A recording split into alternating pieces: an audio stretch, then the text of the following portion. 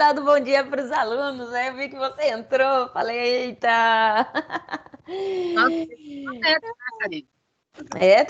Tem que começar assim, não é? Ouvindo já alguma coisa boa para os ouvidos, né? Sexta-feira.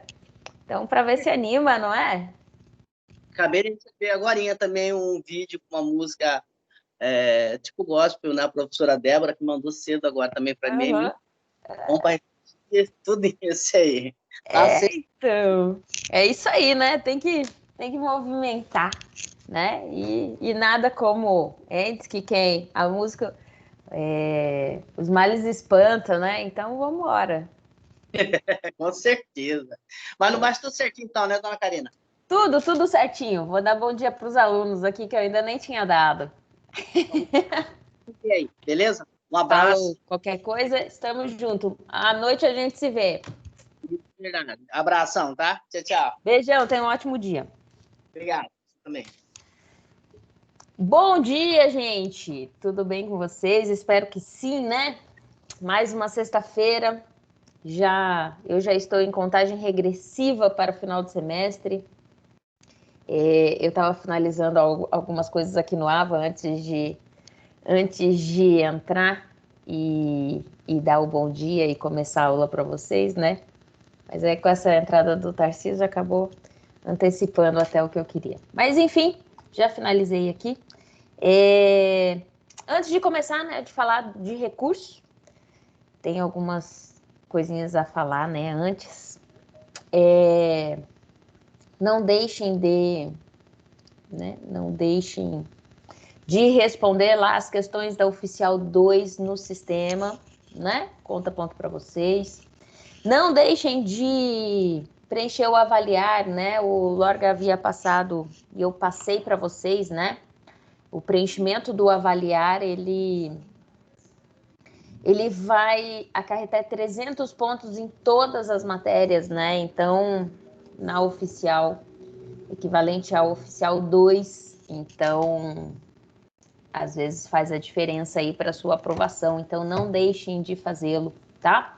No comunicado que eu passei tá até dia 5, mas nós tivemos autorização para estender, né? Já que hoje é sexta-feira. Então, não deixem, entrem lá no seu AVA, preencha, né? E garanta aí 300 pontos em todas as disciplinas, né? No mais, gente, ó, contando hoje, né, nós só temos mais 2 aulas e aí prova. Por que só 2 aulas? Porque dia 20 de novembro é feriado, né, em Mato Grosso e nós não teremos aulas. Então, a gente tem aula na próxima semana, aí vem o feriado, aí mais uma sexta-feira e finda, né, em termos de matéria, em termos de conteúdo, né, nós não teremos. Podemos até nos encontrarmos via sistema, né? Por conta das provas e prova final e tal. Eu creio que vocês não precisarão fazer, né? Com exceção daqueles que não conseguiram fazer a oficial 1. Mas creio que não haverá maiores dificuldades, né? Não só na minha matéria, como as outras. Bom, e hoje nós vamos falar das espécies dos recursos, né? É o que vai estar dentro da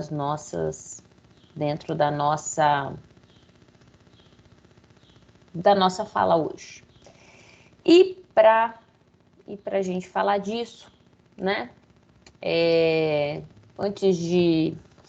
Antes de compartilhar com vocês o PowerPoint aqui em relação ao recurso ordinário, depois recurso de revista, e aí a gente vai falar ainda em relação aos outros tipos, né, dentro da tipologia dos recursos. Mas inicialmente, só para a gente relembrar um pouquinho, né? Na verdade, só para se colocar diante da matéria. Por força do princípio da taxatividade, né, o sistema processual, né, no sistema processual, os recursos eles só podem ser criados por lei, né? Porque as espécies recursais, elas são números clausulos, ou seja, elas são fechadas, né? Então, nos termos do artigo 893 da CLT, essas decisões que são proferidas pelos órgãos da Justiça do Trabalho, elas sim podem ser impugnadas, né? E o artigo 893, ela vai deixar claro quais são essas espécies de recursos. Então, a gente vai ter os embargos ali no 894, o recurso ordinário no 895, o recurso de revista 896, agravo 897, né? Em relação aos embargos de declaração, né? Ele tem previsão literal, está no 897A. Então, há o cabimento de embargos de declaração tanto da sentença ou acórdão que são proferidos na Justiça do Trabalho, né? De qualquer forma, mesmo antes dessa positividade em relação aos embargos de declaração, a jurisprudência ela já admitia esses embargos de declaração, né? Assim, já endossado ali, né, pela própria lei, legislação e pelos seus magistrados, né? O agravo regimental, ele também faz essa existência, né? Ele está previsto lá no 709, parágrafo 1º, o agravo regimental. E aí são das decisões que são proferidas pelo corregedor, né? A gente ainda tem a questão do pedido da revisão do valor da causa, que ela vem positivada não na CLT, mas na Lei 5584 de 70, né? Que é um outro patamar em termos de recurso aqui, né? No outro ponto, gente, independente da literalidade dos dispositivos ali, né, que eu acabei de citar e tudo mais,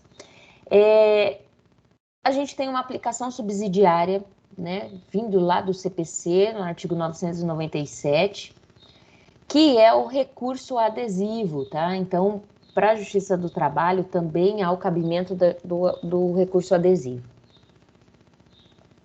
E aí, além destes recursos que eu já nominei aqui, a gente ainda tem a interposição do recurso extraordinário para o STF, e aí a base não é, né, a base fundamental do recurso extraordinário está na Constituição Federal, no artigo 102, inciso 3º da Constituição, né?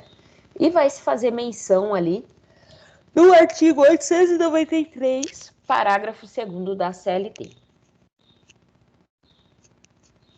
De outra feita, a gente tem ainda os recursos que são previstos nos regimentos internos dos tribunais. Então, a gente vai ter aí cabimento de agravo regimental, o agravo interno ou inominado, tá? Bom, mas para falar desses recursos, a gente começa com o recurso ordinário, né? E para isso eu vou compartilhar aqui com vocês.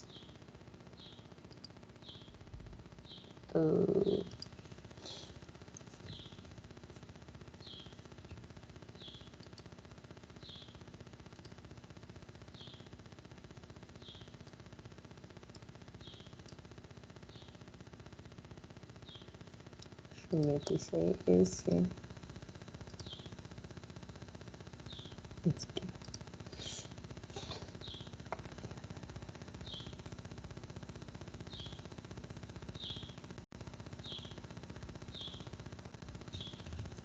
Só o instante que está carregando, tá? Não sei se já está aparecendo para vocês carregando.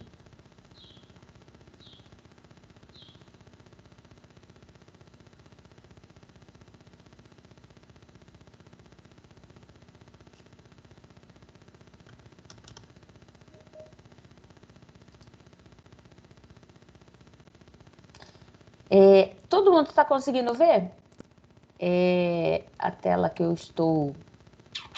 O meu slide, direito processual do trabalho? Todo mundo? Então, deixa eu só trocar de monitor aqui, senão eu vou ter que ficar olhando para o lado, né? E aí não vai ajudar muito. Deixa eu só fazer essa...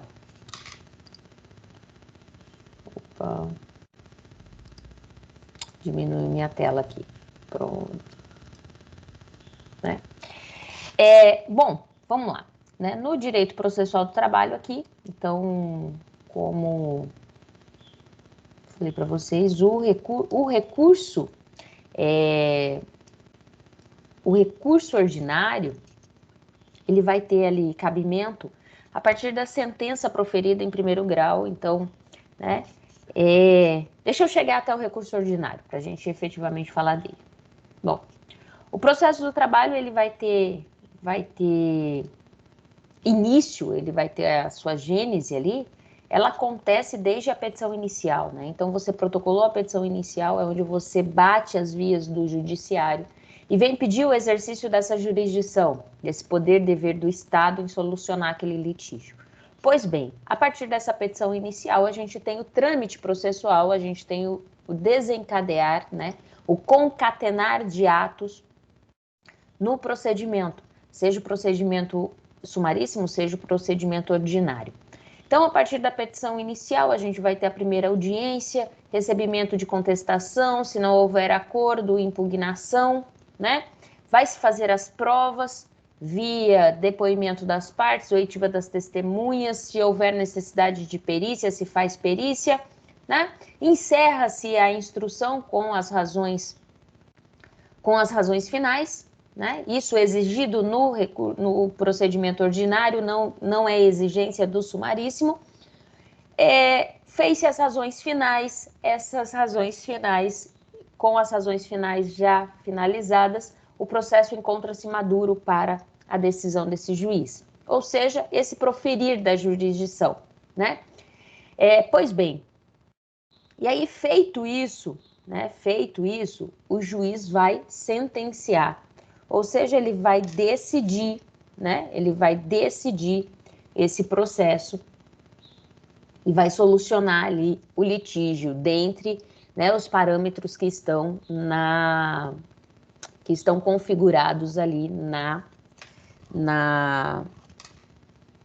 nos autos processuais. Pois bem, essa sentença, essa decisão do juiz de primeiro grau, é dessa sentença, né? Uma sentença que vai ser aqui ou definitiva ou terminativa do feito, e dessa sentença é que cabe o recurso ordinário do qual nós falaremos agora, tá? Então, o primeiro ponto que se deve pensar é que esse recurso ordinário, ele cuida ali, né, que cuida a própria CLT, ele não se confunde com o recurso ordinário que está lá na Constituição Federal, tá? A denominação de recurso ordinário que vem esculpido na Constituição é de competência do STF e do STJ, né? Esse recurso ordinário que está na Constituição, ele tem o escopo ali de reexame de matéria, que são absolutamente distintas, né, do que versa o recurso ordinário trabalhista. Bom, então, em primeiro momento, não se trata aqui, o recurso ordinário do qual falaremos, não se trata do recurso ordinário que vocês podem ler lá na Constituição Federal, tá? Lá trata-se de competência do STF, do STJ, e é matéria completamente diferente. No outro ponto é o seguinte, né? Em que pese tem o mesmo nome, são escopos diferentes, são objetivos diferentes, né? O que a gente pode ter? Recurso ordinário, o que vocês vão equiparar de forma analógica, o recurso ordinário, ele equipara-se à apelação, tá? Na justiça comum. Ele vai ter o mesmo escopo do que a gente tem da apelação, tá? Eles têm o recurso ordinário com a apelação, tem diversos aspectos comuns, tá? Então, por isso que a gente fala de forma análoga ali. O cabimento, né? Vamos lá, deixa eu passar meu slide aqui, né? Então, aqui, nesse slide específico, a gente vai falar do recurso ordinário, o cabimento do recurso, essa forma de interposição, né? A devolutibilidade, as questões de fato, declaração de efeito e o processamento desse recurso. Pois bem, recurso ordinário, né? Quando a gente fala desse recurso ordinário, a essência ali, né? Eu acabei de falar para vocês, essa essência ela tem a mesma analogia dessa apelação, né?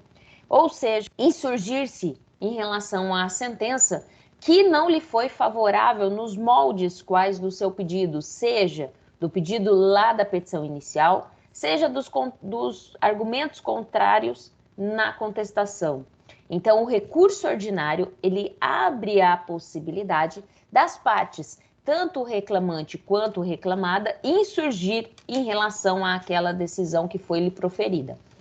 É claro que ele vai estar ligado a esse duplo grau de jurisdição, né?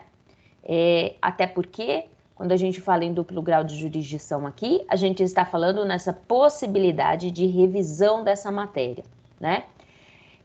O artigo 895, deixa eu ver se eu coloquei aqui. O artigo 895, né, ele vai disciplinar o cabimento desse recurso ordinário, né? Essa utilização do recurso ordinário, seja a impugnação da sentença, né, o recurso ordinário, ele não se presta apenas, gente, a atacar essa decisão de primeiro grau, tá?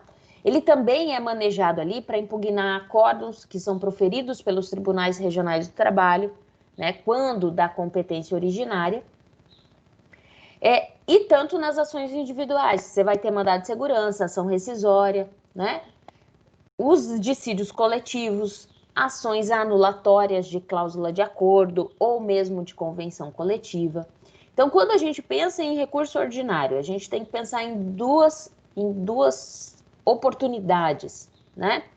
A gente vai ter o cabimento desse recurso ordinário, das decisões definitivas ou terminativas das varas e juízos, né? No prazo de 8 dias. Então, são das sentenças aqui, né? Bem como a gente vai ter essa possibilidade do recurso ordinário dessas decisões definitivas ou terminativas também, mas do TRT enquanto processos de competência originária. Não só em dissídios individuais, quanto coletivos, nesse prazo de 8 dias. Aqui, convém assinalar que o legislador, né, ele acabou, assim, acabou tendo um equívoco quando ele emprega o termo decisões definitivas, né? Até porque quando a gente fala decisão, né, sentença definitiva, é que efetivamente resolve o processo com resolução de mérito. E quando a gente está falando de decisão terminativa, da sentença terminativa, é que resolve o processo sem resolução de mérito, né? Ou seja, eu não entro o mérito, ele para ali nas preliminares ou prejudiciais. Na verdade, a prejudicial eu vou ter o mérito, né? O melhor, né, assim, nesse sentido, assim, o melhor termo a ter sido utilizado pelo legislador seria decisões finais, né? Porque ela vai englobar ali, efetivamente, são as que resolvem o processo, né? O processo ali o procedimento no primeiro grau de jurisdição, mesmo que de forma definitiva ou terminativa.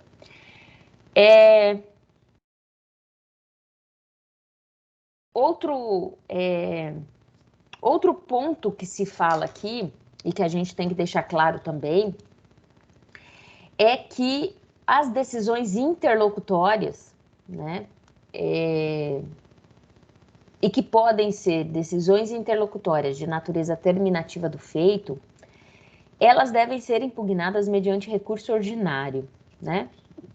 Em aulas pretéritas, eu já falei para vocês que as decisões interlocutórias, elas não são impugnáveis de plano, né? Naquele momento que foi proferida, né? Elas só estão, desde que impugnadas no tempo e modo adequado, elas devem ser arguidas em sede de recurso ordinário, tá? Então, esse é o ponto, né?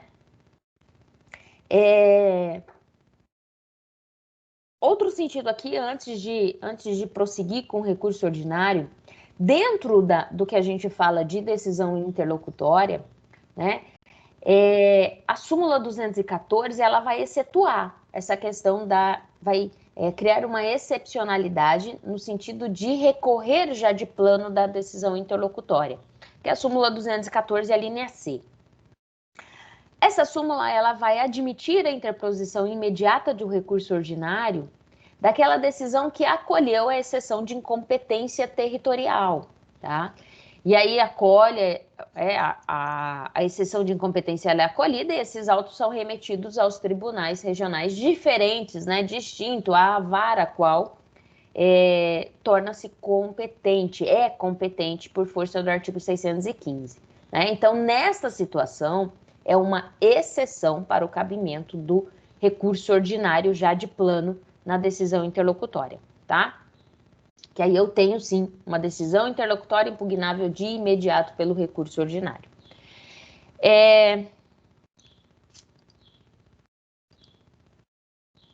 Então, aqui, né, as decisões dos tribunais, né, isso eu já até falei, mas as situações possíveis aqui é aquelas de ação coletiva, individuais, né, destacando aí relação em mandado de segurança, habeas corpus, ação rescisória, ação cautelar, né, que é de competência originária do próprio tribunal e não do juiz de primeiro grau. Bom, como é que eu posso interpor, né, esse recurso ordinário?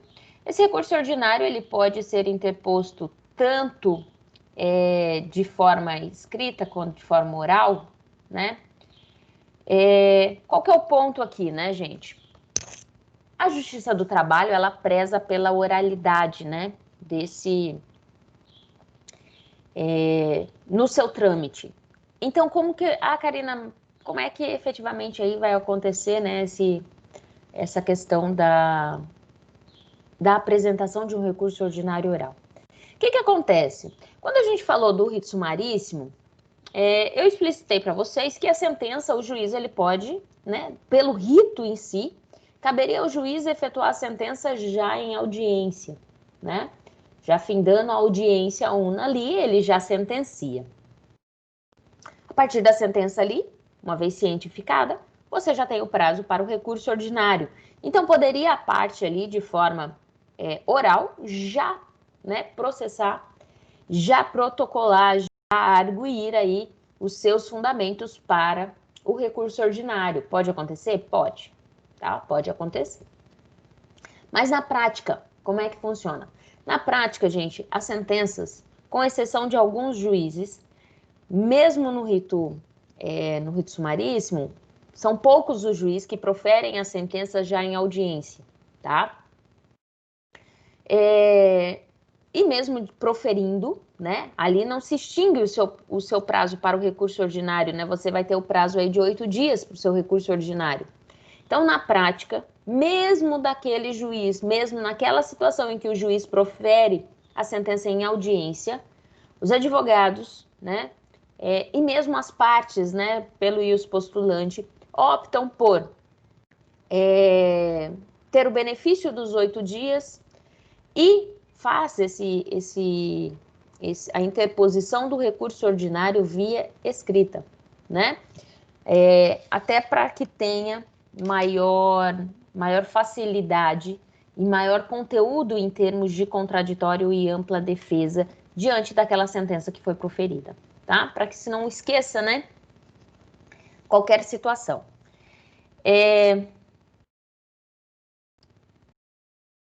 Dando sequência, quando a gente fala em efeito do recurso ordinário, o efeito do recurso ordinário é o efeito devolutivo, né? A gente já até falou um pouco desse efeito devolutivo em outras situações. A CLT, ela de certa forma, ela é silente em relação a isso, né? Mas ela acaba, né, impondo ali uma aplicação subsidiária do recurso ordinário das regras que são alusivas ali à apelação, tá? E esse recurso, né, ele, nesse sentido, ele vai ter a devolutibilidade, né, vai devolver ao tribunal o conhecimento da matéria impugnada, né, Então, você vai ter como objeto de apreciação de julgamento pelo tribunal todas as questões que foram suscitadas, né, e que foram discutidas no processo. Mesmo aquelas, gente, que não tenham sido solucionadas, né? No outro sentido, você ainda tem, né, quando o pedido à defesa ele tiver mais de um fundamento e o juiz acolher apenas um deles, a apelação sim vai devolver ao tribunal o conhecimento das demais. Até porque, gente, o juiz ele não está necessariamente ele não tem que contra-argumentar todo e qualquer fundamento que foi colocado, seja na petição inicial, seja na peça defensiva, né? Cabe a ele utilizar-se dos argumentos, né? Debater alguns desses posicionamentos para que traga a sua fundamentação para a sentença. E esse é o ponto. Então, quando você interpõe um recurso ordinário, você amplia a devolutibilidade ao tribunal para o conhecimento dessas demais parcelas, tá? E estando ali, né, se o processo ele estiver efetivamente em condições de imediato julgamento, esse tribunal vai decidir, desde logo, o mérito, né? Então, a possibilidade de reformar a sentença, decretar nulidade de sentença, constatar qualquer omissão no exame de qualquer pedido, né? E aí o tribunal ele já pode julgar esse pedido, né? Decretar nulidade da sentença ali por falta de fundamentação. Então, o que a gente pode dizer em relação ao recurso ordinário é que esse recurso ele devolve ao tribunal de quem o reexame da matéria que foi efetivamente impugnada pelo recorrente, né? Isso significa que o recurso ordinário, em princípio, ele possui apenas o efeito devolutivo, né? Por que, Karina, que você está falando isso? Porque cabe a execução provisória do julgado, né? O juiz, ele não precisa declarar os efeitos em que recebe esse recurso, né? Porque todos os recursos trabalhistas, em regra, possuem apenas o efeito devolutivo, tá? Então, é consagrado aí, né, na Justiça do Trabalho, tanto devolutum quanto apelatum, né? Tanto a devolução quanto a apelação, ou quanto a contra-argumentação. Então, a regra geral é de que a matéria, né, ou o capítulo ali que foi objeto de ataque pelo recurso ordinário, ele sofra tão somente os efeitos da preclusão máxima, ou seja, da coisa julgada, né? Aquilo que não foi objeto de ataque, eu tenho aí a coisa julgada se perfazendo, tanto coisa julgada material quanto formal. No outro sentido, né, o recurso ordinário também pode ser manejado para correção de erros em judicando e também quanto ao e em relação aos erros em procedendo, né, que a finalidade pode ser ali de reformar, que é a função rescisória do recurso. Você tem a questão de corrigir as injustiças ou reexaminando as provas, ou ainda de anular, né, uma função reincidente, né, em relação à sentença, tá? Há a possibilidade, né, de ampliação desse efeito devolutivo. Então, o próprio artigo 1013 do Código de Processo Civil, ele vai ampliar ali quando o pedido à defesa ela tiver mais de um fundamento e esse juiz acolheu apenas um deles, né? Então, esse é o ponto de ampliar esse efeito devolutivo, uma vez que esse recurso ordinário ele vai devolver ao tribunal ali todo o conhecimento dos demais argumentos colocados pelas partes, tá? O ponto aqui qual que é, né? Se o pedido ali contido na petição inicial, ele possuir mais do que uma causa de pedir, ou seja, mais de um fundamento jurídico,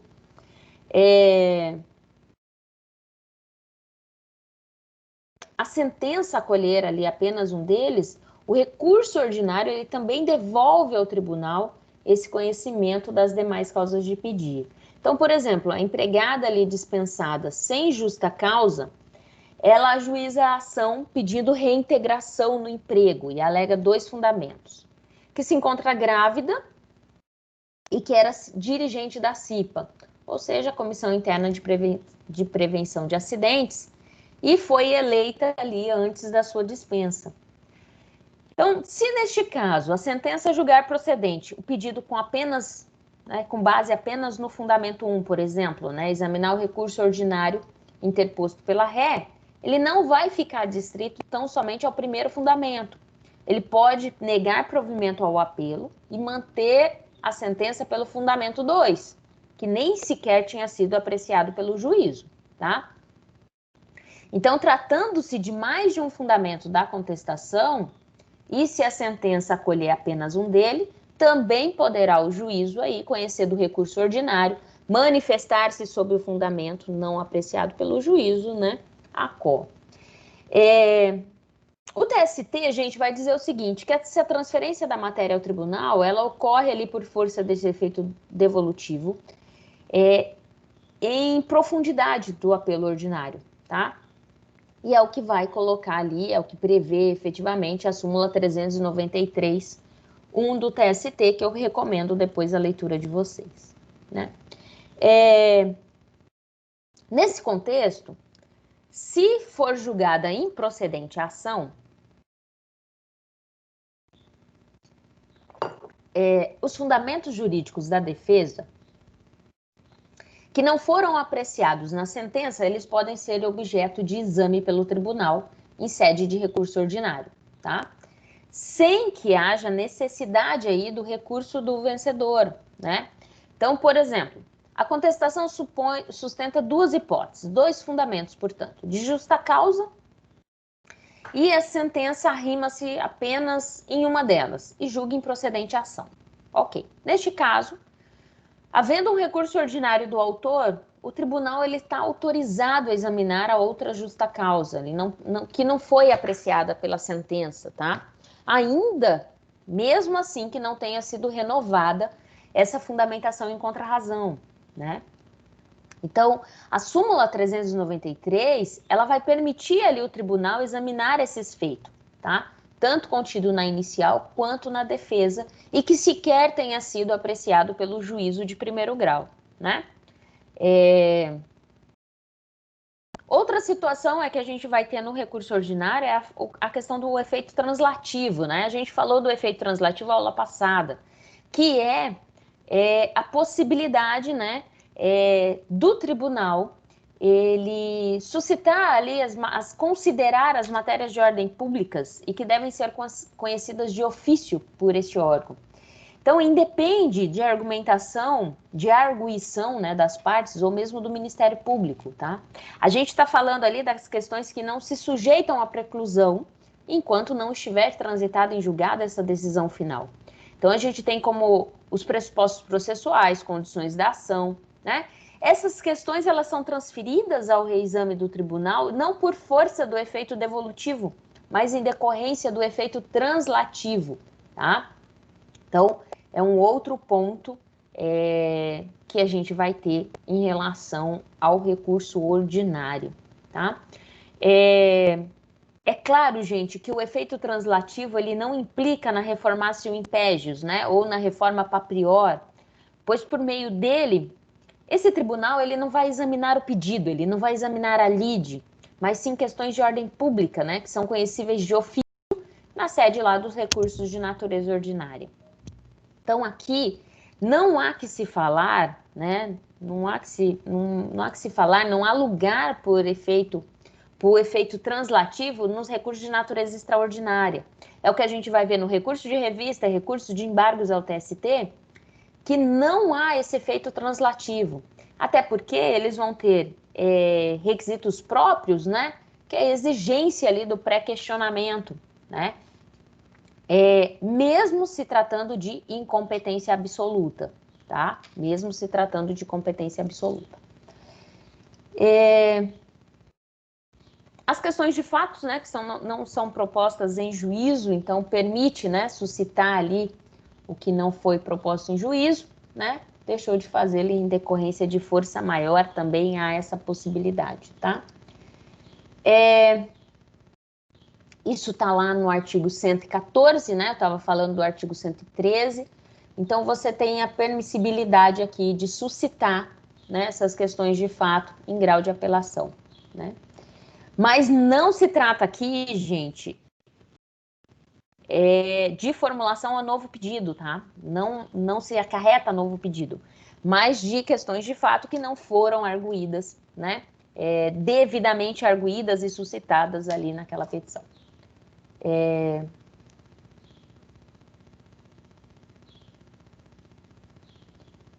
Tá todo mundo me vendo, me ouvindo? Porque eu recebi uma mensagem aqui que a minha rede de internet não está boa. Se vocês tiverem qualquer problema nesse sentido, vocês me avisem, por favor. Estou vendo e ouvindo. Perfeito. Então, beleza. Qualquer coisa, vocês me avisam, porque senão, daqui a pouco eu estou falando só para mim mesma aqui e vocês não... Qualquer coisa, vocês me acionem. A declaração, né, do efeito aqui, foi o que a gente estava falando, a questão do efeito suspensivo, gente, você vai ter aplicação do efeito suspensivo nas situações, né, que não vai aplicar efetivamente ao processo do trabalho, né? A gente estava falando que a regra é o efeito devolutivo. Qual que é o ponto-chave, né, em ter o efeito suspensivo? É que eu vou suspender toda e qualquer atribuição ali em relação àquela decisão. E quando, na Justiça do Trabalho, a gente tem a decisão, e mesmo que haja o recurso, né, as matérias que não foram impugnadas pelo recurso, vai se fazer coisa julgada.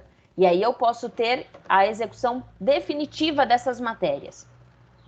Em relação às demais matérias, uma vez impugnadas, o que eu tenho é a execução provisória. Então, eu posso chegar até a obstrução desse bem, mas eu não vou ter o repasse desse bem à parte autora, tá? Esse é o ponto.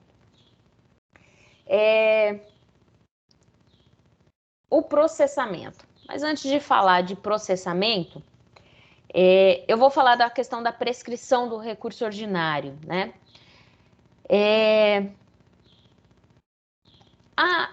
Teve-se uma inovação, né, no artigo 5º, no artigo 5º nada. Em relação ao novo CPC, né, no artigo 332, se eu não me engano, 487 ali, que é a questão do juiz pronunciar de ofício a prescrição, tá? Então, partindo de forma literal dessa norma, Karina, da literalidade da nova regra processual civil, a prescrição, ela deixa de ser um ato dependente ali de arguição da parte e passa a ser ato judicial obrigatório. Dito de forma diferente, o que eu quero dizer com isso? Que a prescrição, ela passa a ser matéria de ordem pública, uma vez que o verbo pronunciará, ele é imperativo, tá? Portanto, se é matéria de ordem pública, em caso de recurso ordinário, o tribunal, por força de efeito translativo, poderá dela conhecer de ofício, tá? E decretar a previsão. Mas, gente, é o seguinte, né? Aqui, né, na Justiça do Trabalho, a gente vai ter um parêntese, tá? Para que esse relator ele pretenda decretar de ofício ali a prescrição, ele precisa determinar primeiro a intimação. Primeiro do autor, para que esse, né, se ele querendo, ele se manifeste sobre a existência ali de alguma causa impeditiva, interruptiva da própria suspensão da prescrição, ou determinar a intimação do réu para que informe, né, se ele está renunciando o direito da prescrição. Aí o ponto-chave é, caso o relator ele não adote uma das duas, né, não adote essas providências, pode ali, né, isso é uma afirmação muito clara, vocês vão identificar essa afirmação muito clara com Manuel Antônio Ferreira Filho, o Carlos Henrique Bezerra Leite, tem acho que a Alice também vai falar isso, Arnaldo Susequinte, né? Sérgio Pinto Martins, todos esses autores que são fundamentalistas do direito do processo do trabalho, eles vão colocar o seguinte, que para ser tipificada essa violação dos princípios do devido processo legal, da ampla defesa, precisa sim, né, que o relator ele cause essas duas intimações, né, ao autor e ao réu, né. O parágrafo 487 do Código de Processo Civil, ele vai dispor ali que, salvo, né, eu vou ter essa possibilidade de declaração da prescrição, né, salvo ali nas hipóteses de improcedência liminar ali do pedido, né, ou seja, a prescrição e decadência, elas não são reconhecidas sem que antes seja dada aí a oportunidade das partes se manifestarem.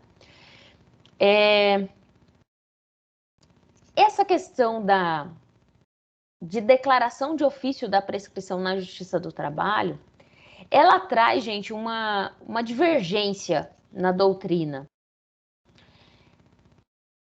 E aí, qual que é o ponto, né?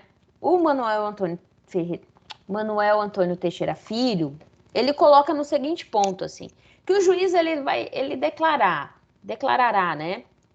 É um seu dever, portanto, por sua iniciativa essa prescrição. Até então, gente, o juiz só poderia declarar e pronunciar de ofício a prescrição nos casos de direito não patrimonial, tá? Então, em consequência aí, o artigo 194 do Código Civil, ele foi expressamente revogado e no qual, assim, o juiz ele não poderia suprir de ofício a falta de alegação de prescrição, né? Então, nesse aspecto, a prescrição ela foi equiparada à decadência, né?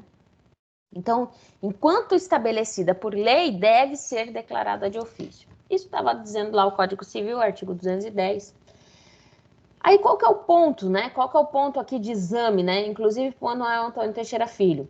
Ele vai dizer assim, que o texto legal em exame, ele é de importância prática para o réu, para evitar ali que o réu seja prejudicado pelo fato de não alegar essa prescrição, até porque é extintiva de direito, né? Então, a norma incidirá ali no processo do trabalho, né? Pelo mesmo sentido ali, pelo mesmo motivo, né? Que a razão da redação anterior e pacificamente aplicado no processo de trabalho. Para o Manuel Antônio Teixeira Filho, não há qualquer antagonismo ali com o artigo 7º da Constituição Federal, né? Mas a gente tem argumentos na doutrina que é divergente do Manuel Antônio Teixeira Filho, né? Um deles é da Emília Simeão. E a Emília, ela coloca assim, que essa nova regra, ela vai ser inaplicável no processo, né? Especialmente do trabalho, por quê? Primeiro, porque a prescrição é um instituto de direito material, é matéria, né? É matéria que envolve o mérito da causa, né? E uma vez acolhida, vai extinguir direitos materiais efetivos. Quando a gente fala de prescrição e decadência, nós estamos falando de prejudiciais de mérito, né? Não é preliminar, é prejudicial de mérito. Então, para que eu analise prescrição e decadência, eu tenho que verificar o mérito, tá? Obrigatoriamente. Então, o direito processual, gente, ele vai destinar ali a regular esse processo. A atividade das partes e do juiz não é um meio hábil e legítimo ali para subtrair qualquer ou reduzir direitos materiais, né?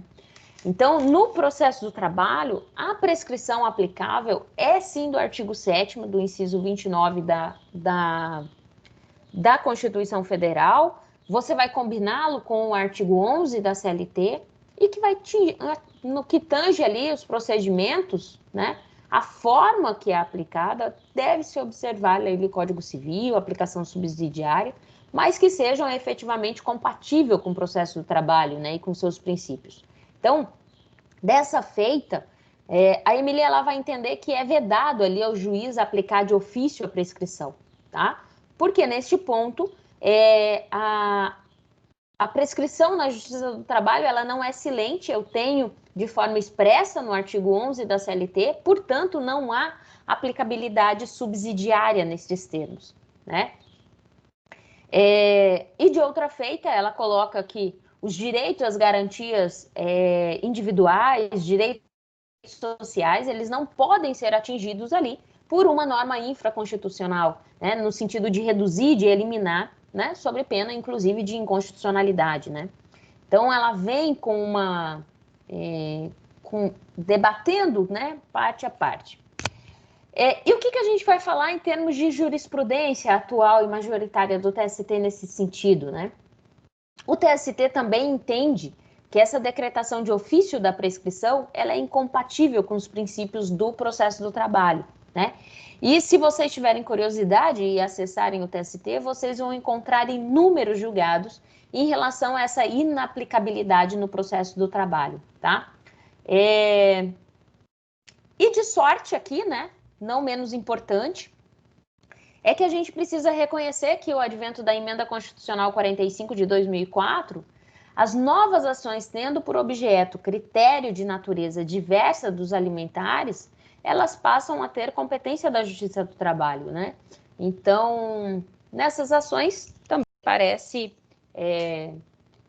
que não há uma argumentação ali razoável para afastar essa possibilidade da regra do 332.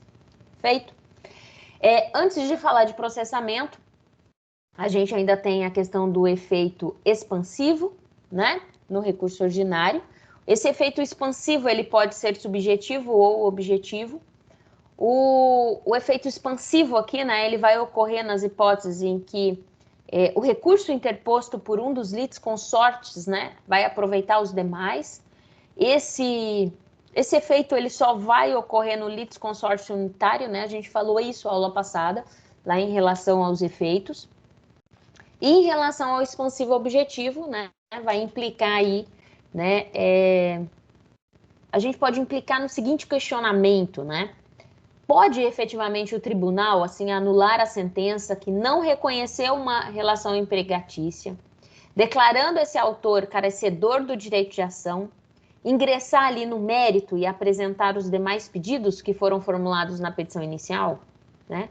Em outros termos, o que eu estou perguntando? Pode efetivamente o tribunal anular uma sentença terminativa e ingressar desde logo no mérito da causa e julgar procedente ou não o pedido? Será que esse efeito devolutivo, ele também vai causar esse efeito expansivo do objeto para o tribunal? Bom, o que eu posso responder disso?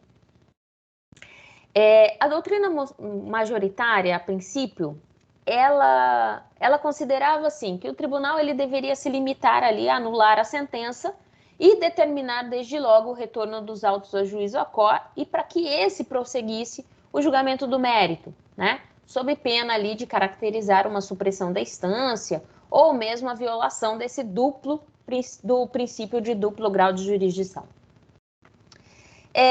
Pois bem, né? O novo Código de Processo Civil, que já não é tão novo assim, né? Já se passaram aí 5 anos. O artigo 1013, ele vai contemplar, sim, essa forma mais ampla e o efeito expansivo da apelação. E aqui a gente vai aplicar de forma subsidiária, né? Eu falei que se aplica o 1013 de forma subsidiária. Mas tratando, gente, desse efeito eu estou pensando mais rápido do que eu estou falando.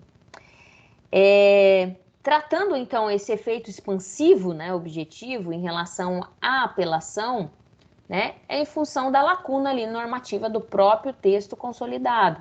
E a ausência de incompatibilidade, né, com as principiologias do processo do trabalho, né? Então, pode e deve ser, sim, atribuído ao recurso ordinário. Mas, em alguns autores, vai dizer que seria apenas uma ampliação desse efeito translativo. E, para outros, eles entendem, sim, que é a extensão do efeito devolutivo da apelação. Portanto, né, em razão desse efeito expansivo objetivo, essa decisão do tribunal, em sede de recurso ordinário, ela pode sim ser mais ampla do que a proferida pelo juízo de primeiro grau, né? Sem que implique ali, gente, em violação, desde ao próprio artigo do 494 do CPC, ao princípio da reformatio impégios e mesmo ao princípio do duplo grau, tá?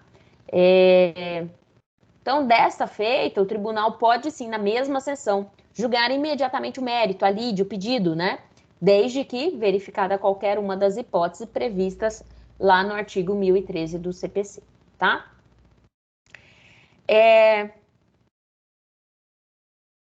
Karina, como que fica, né? Vocês podem me perguntar aí, de tudo isso que eu acabei de falar, como é que fica esse efeito expansivo, né? E o problema da prescrição?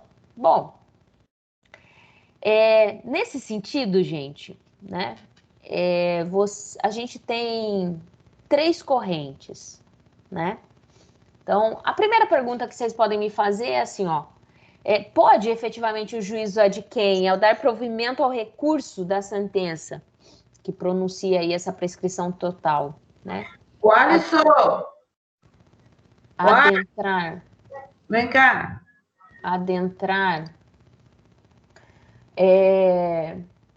Adentrar desde logo ali no mérito da causa, né? Eu posso fazer isso? Gente, para responder essa pergunta, a gente tem 3 correntes, tá? Uma primeira corrente, ela vai sustentar que a prescrição é prejudicial de mérito, né? Em função do tribunal, ele não poderia apreciar, né? E julgar o restante da causa, o restante do pedido, porque implicaria ali na supressão de um grau de jurisdição e impede, né, o exercício do amplo direito de defesa com meio de recurso e que está inerente, né, a essa instância. Então, desse modo, o que a gente tem na primeira corrente, né? Ela vai sustentar que o juízo adquém, quando ele afasta a prescrição, ele deve determinar esse retorno dos autos ao juízo ACO, para que efetivamente ele decida o mérito propriamente dito. Uma segunda corrente, ela advoga em ser perfeitamente possível o julgamento do restante da causa, né? Por ser a prescrição ali, com o advento desde o CPC de 73, matéria de mérito, né? Então, desde logo, o recurso ordinário contra a decisão que pronuncia a prescrição, ele devolve ali, tem uma devolutibilidade de forma ampla, e o tribunal vai devolver ali o tribunal o conhecimento de tudo aquilo que diz respeito ao mérito. E aí a gente tem uma terceira corrente, a última corrente, ela é mais eclética, né? Porque ela admite ali que o tribunal adentre no restante do mérito, mas desde que essa causa esteja efetivamente madura, né? Que é uma expressão que é empregada, essa expressão, só a título de curiosidade, essa expressão de que a causa esteja madura, foi uma expressão, gente, que ela foi empregada por Barbosa Moreira, né? Barbosa Moreira foi um civilista fantástico, né? E os livros dele, né, mesmo já elaborado há muito tempo, né, você tem de uma atualidade fantástica, tá?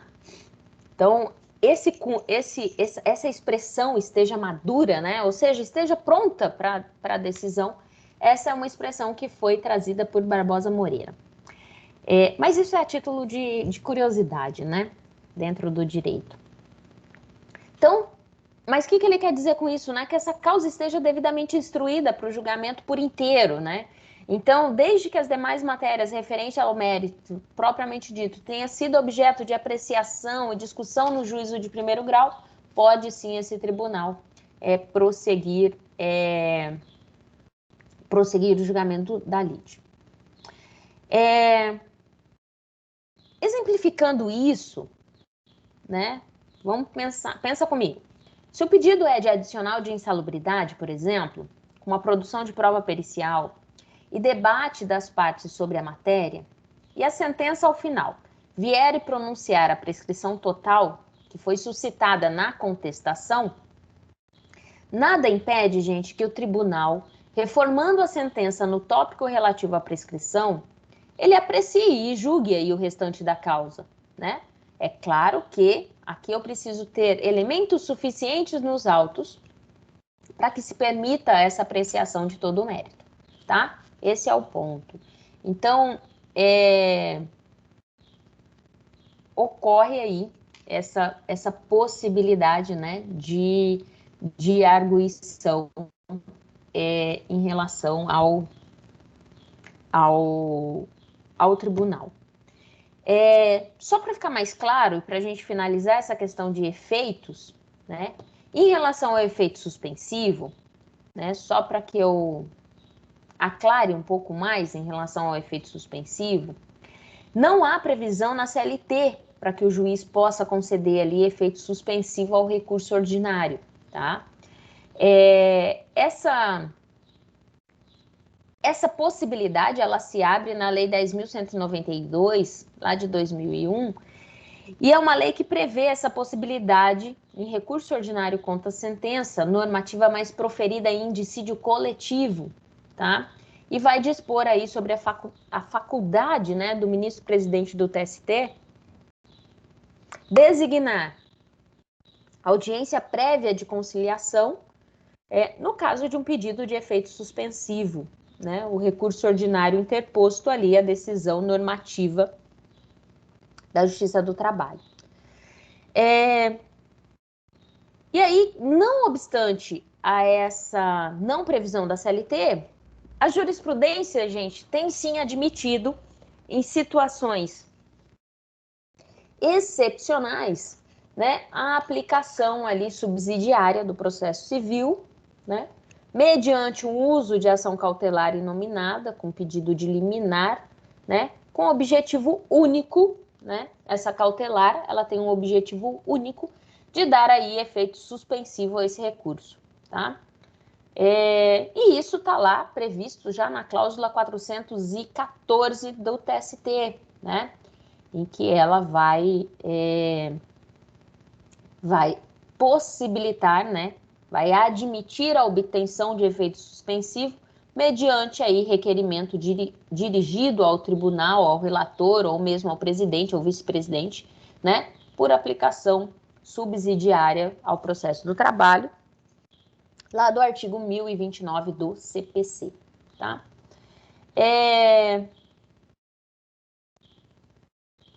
Não obstante a súmula 414, a gente tem uma OJ, né, na SDI 2, e que vai dizer que é a OJ 113. Tá? Essa OJ 113, ela vai dizer que é incabível ali uma medida cautelar, né, para imprimir, né, efeito suspensivo ao recurso interposto, né? Mas recurso interposto em mandado de segurança, né? E aí não há possibilidade aqui de ter o efeito suspensivo, tá?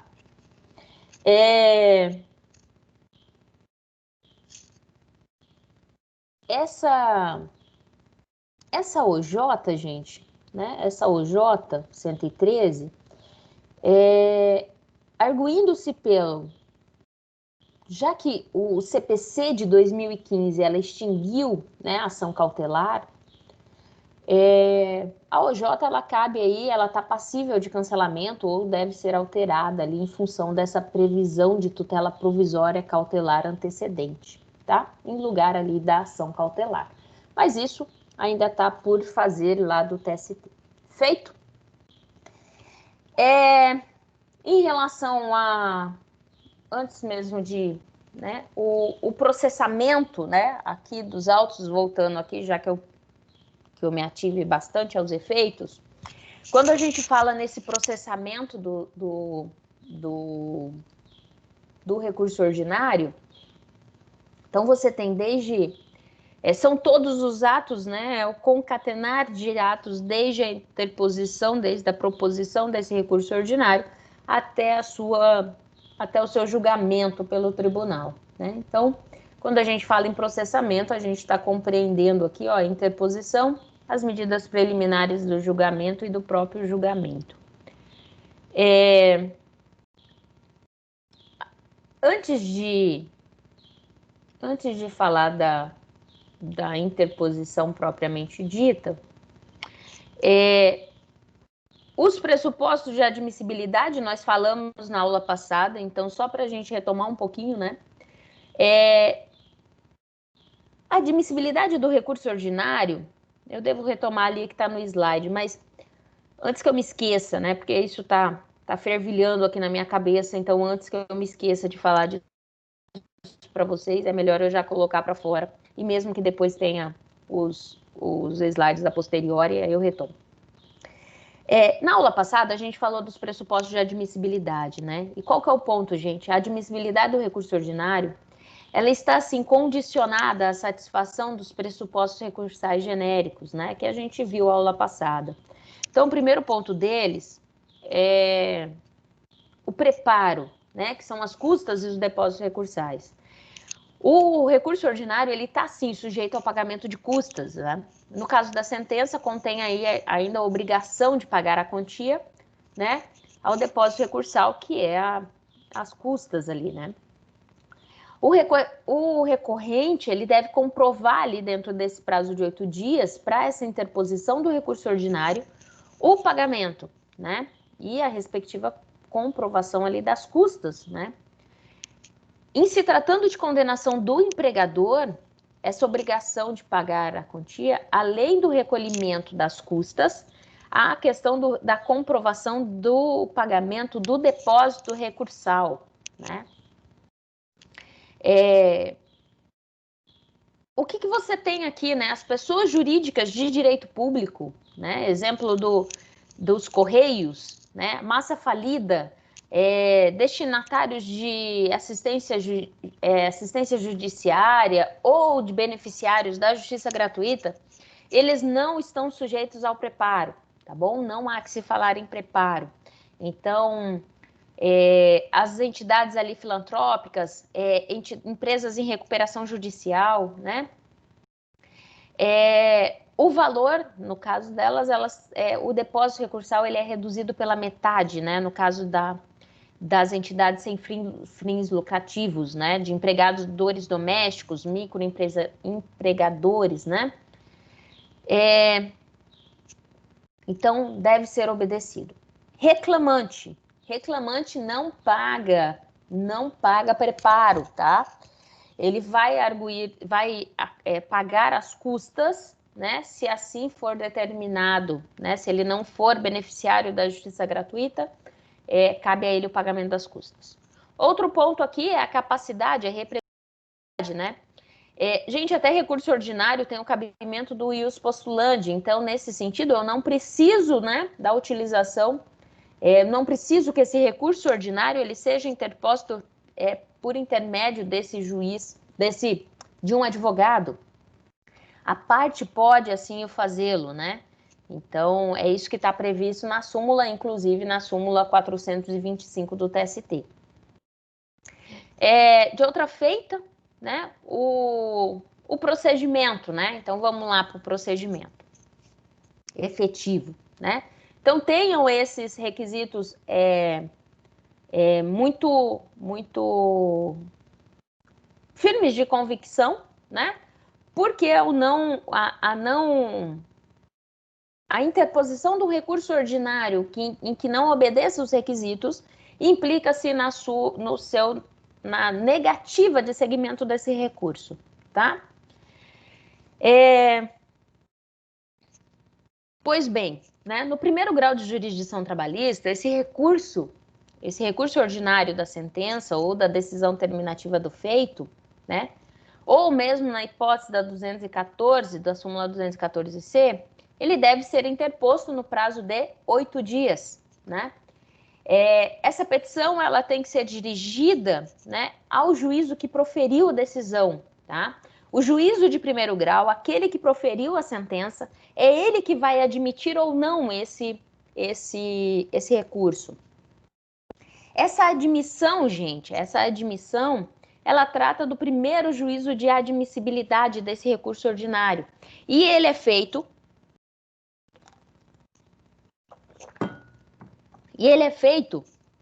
pelo juiz prolator da sentença, tá? Então, é inaplicável, né, no processo do trabalho, que vai ordenar ali o juiz de primeiro grau já remeter os autos ao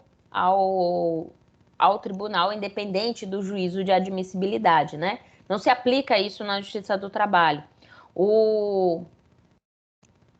Aqui, né, tem que fazer a ressalva também de que o recurso ordinário interposto por pessoa jurídica de direito público, o prazo recursal ali vai ser contado em dobro. Então, ao invés de 8, vai ser 16 dias, né? Assim como interposto pelo Ministério Público do Trabalho, também essa condição também do prazo em dobro, né? Qual que é o ponto, né? Interposto o recurso, né, vai ser intimada a parte ali adversa para apresentar as contrarrazões no prazo de 8 dias. Karina, aqui que se trata as contrarrazões, né? As contrarrazões, gente, nada mais é do que o contra-argumento ao recurso ordinário. As razões do recurso ordinário é como se fosse a contestação, né, sobre o recurso ordinário. O prazo de 8 dias aqui para contrarrazoar, ele é idêntico para todos, tá? Mesmo para as pessoas jurídicas de direito público e Ministério Público. O prazo em dobro só corre tão somente para o recurso, tá? E não para as contrarrazões.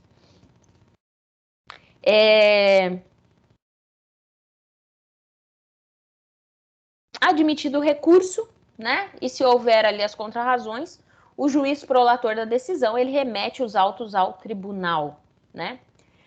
Se o juiz ele não admitir o recurso, né, esse despacho de negativa de seguimento ao recurso é o que a gente vai ter ali a possibilidade de interposição do agravo de instrumento no prazo de 8 dias, e cujo objetivo, gente, a gente vai falar mais detidamente de agravo de instrumento, eu creio que não hoje, mas na próxima aula. O objetivo único e específico, ele reside nesse destrancamento do recurso que não foi admitido pelo juízo ACO, tá? A decisão ali que admite o recurso ordinário, ela é irrecorrível, tá? Mas não vincula, né? Mas não vincula ali o juízo ad quem, né? Vale dizer que, mesmo que o recurso tenha sido admitido pelo juízo ACO, o juízo ad quem, ele pode reexaminar essa questão ali alusiva aos pressupostos de admissibilidade, né? E observar essas regras, e se ele entender que não cabe, né? Que não tem os pressupostos ali, os requisitos objetivos e subjetivos, ele pode negar esse segmento, tá? O que mais aqui?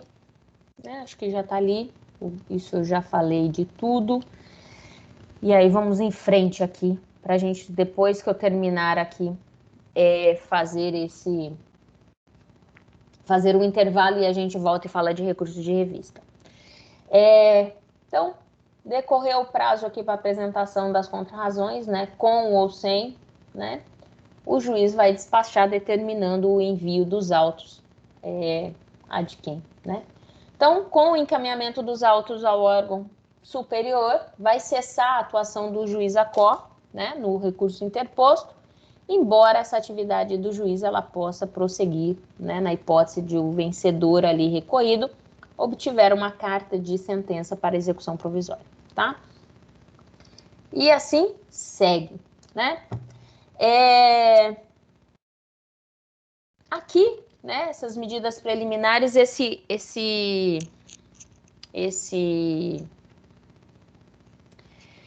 vai se observar ali, né, as regras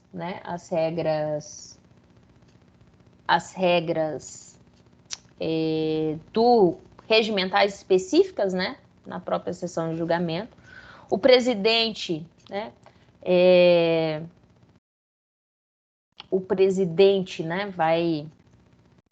vai analisar essas questões. Mas voltando um pouquinho, antes que eu me esqueça, gente, distribui, né, recebe, ele foi admitido esse recurso, vamos considerar isso, ele foi admitido, passou pelo juízo ACO e passou pelo juízo de admissibilidade do juízo ad quem, né? Então, você faz a distribuição de acordo com o regimento interno do tribunal, né? Vai ter a alternatividade ali do sorteio eletrônico e própria publicidade em relação a isso, né? Então, O primeiro recurso protocolado no tribunal, ele se torna prevento, né? Isso já são regras lá do CPC, que os senhores, inclusive, já ouviram. Então, no tribunal, né? A necessidade, Karina, de o Ministério Público irá aparecer nos autos, né? Bom, dependendo da situação do recurso ordinário, se faz necessário a intervenção do Ministério Público enquanto fiscal da lei, sim, senão não é algo imprescindível, tá? Então, o parecer, se houver o parecer, ele vai ser circunstanciado ali. Então, o juízo do órgão ministerial, essa manifestação, ela pode ser simplesmente pelo prosseguimento do feito ou uma manifestação mais robusta, né? No tribunal, esse relator, né, se ele indeferir, né, por qualquer motivo, o processamento do recurso, dessa decisão vai ter o cabimento ali do agravo, né, no prazo e de acordo com as normas previstas ali no regimento interno dos tribunais, tá? Geralmente prazo de 8 dias. Se for deferido o processamento do recurso, esse processo, né, o processo ali após vistos do relator, se houver, né, vai ser colocado em pauta de julgamento. Qual que é o ponto, né, aqui de diferença entre ordinário e sumaríssimo?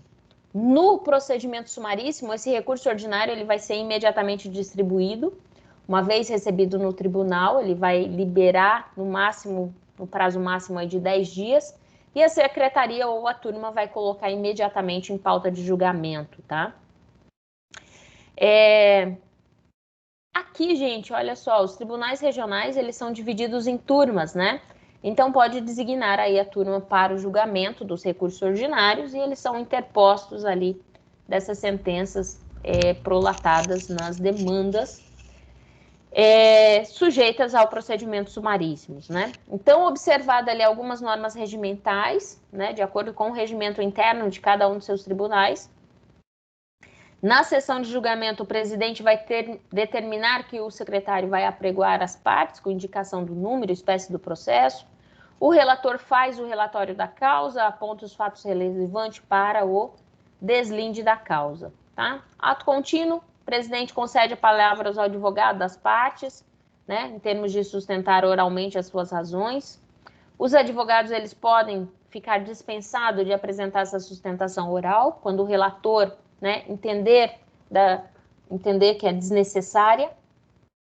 Em regra, fala-se em primeiro lugar o recorrente, e se ambas as partes forem, o advogado do autor fala primeiro, tá? No caso de litisconsortes, representados por mais de um advogado, o tempo vai ser ali dividido entre eles de forma proporcional, né?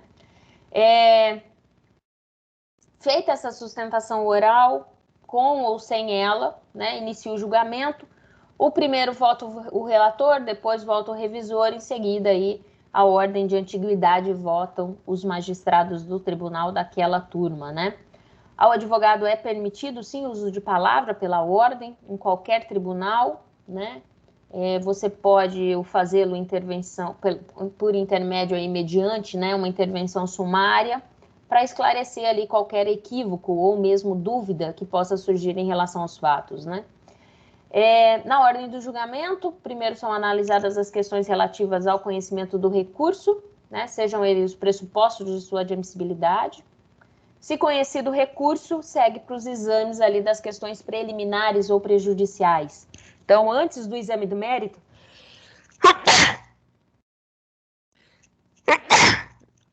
Gente, desculpa. Antes do exame de mérito, que é matéria de fundo, né?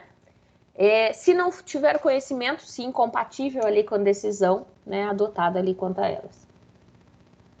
Noutra feita, tratando-se de questões preliminares, né, que vão importar em qualquer tipo de nulidade sanável, o julgamento ele pode ser convertido em diligência, né, caso ali a parte interessada possa sanar o vício, né, num prazo assinalado ali, geralmente de 10 dias. Eita!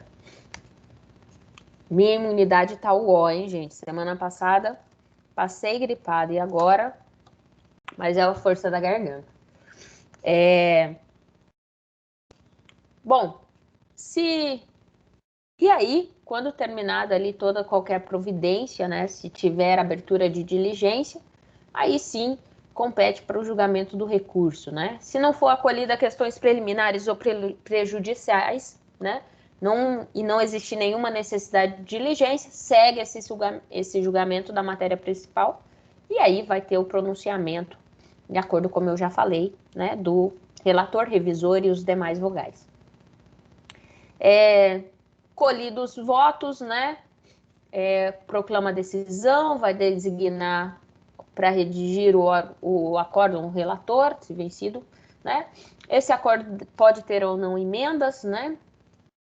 Mais uma vez lavrado o acordo, a sua emenda, ela é publicada ali pelo órgão oficial no prazo geralmente de 10 dias, tá? Esse é o trâmite, né? Então, as medidas preliminares aqui eu já falei, o próprio julgamento, né? Os fundamentos do acórdão serão os do voto vencedor, né? Porque eu posso ter divergência aqui em relação ao voto, né? Aqui em relação ao rito sumaríssimo, eu já falei dessas características, né? Então, só para encerrar aqui antes do intervalo, né? Eu vou deixar essa frase aqui para vocês em termos de intervalo e a gente faz uma pausa de 15 minutos, tá?